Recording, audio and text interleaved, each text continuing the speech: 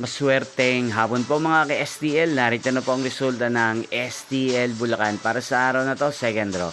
October 17, 2025, araw ng Biyernes. Naway ang mga natayaan niyo pong mga numero kanina ay manalo nawa ngayong hapong ito, 4 PM. Kaya kunin niyo na po ang inyong mga ticket. Narito na po ang resulta.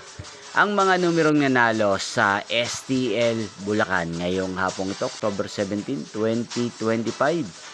4 PM, second draw result 31 at 2 in exact order. Again, 31 at 2. At ngayong hapong ito sa STL Bulacan, natin pong i-shoutout si Kuya Henry ng Bulacan na nanonood po sa channel ito. Shoutout po sa inyo Kuya Henry, sana po ay nasa maayos kayong kalagayan.